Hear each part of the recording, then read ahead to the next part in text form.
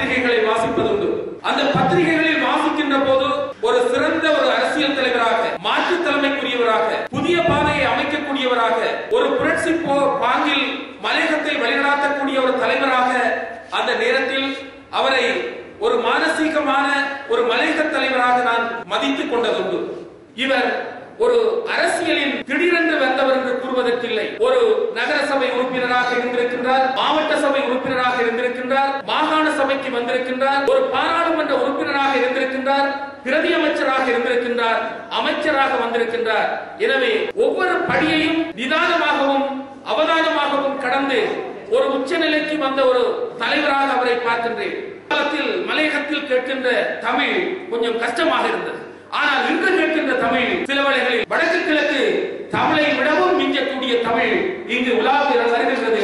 எனவே தமிழ் மட்டக்களப்பில் மாத்திரமல்ல, யாழ்ப்பாணத்தில் மாத்திரமல்ல, மலையகத்திலும் வளர்கின்றது, வளர்க்கின்றார்கள். அதற்குரிய வழியினை அமரர் சந்திரசேகரன் அவர்கள் தன்னுடைய கொள்கையாலும் கோட்பாட்டாலும் நடைமுறையாலும் செய்திருக்கின்றார் என்பதை மறுப்பதற்கோ மறைப்பதற்கோ இல்லை. மலையக மக்களும் வடக்கு கிழக்கு மக்களோடு இணைகின்ற போது ஏறத்தாழ 19% பட்டம் தட்டி சொன்னால் 20% நாங்கள் கணிசமானவர்கள் தமிழ் மொழி பேசுகின்ற, தமிழ் கலாச்சாரத்தை பின்பற்றுகின்ற மக்கள் வாழுகின்றார்கள். எனவே அடிக்கடி நான் பாராளுமன்றத்திலும் கூறுவது, தலை குனிந்து கொழுந்துகளை கொய்தாலும் கூட நாடு தலை நிமிர வைக்க வேண்டும் என்பதற்காக உழைத்துக் கொண்டிருக்கின்ற மலையக வாழ் மக்கள் உண்மையான உழைப்பாளர்கள். இந்த நாட்டிற்கு தன்னுடைய உழைப்பினை மிக கூடுதலாக வழங்கிக் கொண்டிருக்கின்றார்கள். ஆனால் மிக கஷ்டமான வாழ்க்கையை வாழ்ந்து கொண்டிருக்கின்றார்கள்.